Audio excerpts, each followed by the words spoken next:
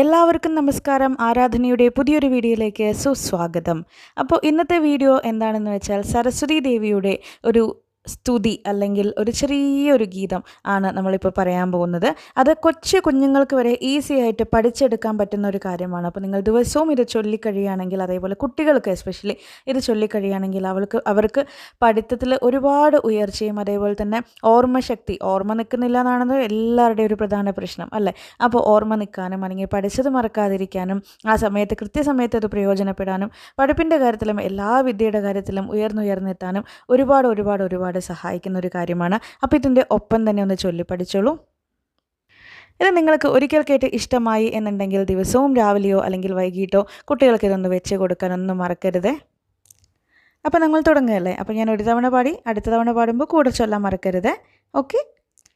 ഹംസവാഹന ദേവി അംബാ സരസ്വതി, ഹംസവാഹന ദേവി അംബാ സരസ്വതി, അഖില ലോക കലാവാണി അംബാ സരസ്വതി, അഖില ലോക കലാവാണി അംബാ സരസ്വതി, ശൃംഗശൈലവാസിനി അംബാ സരസ്വതി, ശൃംഗശൈലവാസിനി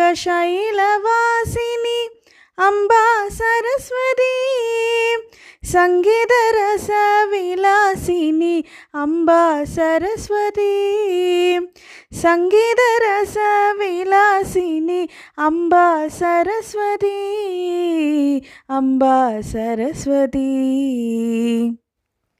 ഇത്രയേ ഉള്ളൂ. അപ്പോൾ ഇന്ന് ദിവസവും കുട്ടികൾക്കൊന്ന് ചൊല്ലിക്കൊടുക്കാനും അല്ലെങ്കിൽ ഇത് കേൾപ്പിച്ച് കൊടുക്കാനും മറക്കില്ല എന്ന് വിശ്വസിക്കുന്നു. അതേപോലെ തന്നെ ലൈക്ക് ചെയ്യാനും നിങ്ങൾക്ക് വേണ്ടപ്പെട്ടവർക്ക് വേണ്ടി ഷെയർ ചെയ്യാനും ഇതുവരെ സബ്സ്ക്രൈബ് ചെയ്തിട്ടില്ലെങ്കിൽ സബ്സ്ക്രൈബ് ചെയ്യാനും മറക്കരുത്. വീണ്ടും അടിപൊളി ഡിവോഷണൽ വീഡിയോ ആയിട്ട് കാണാം.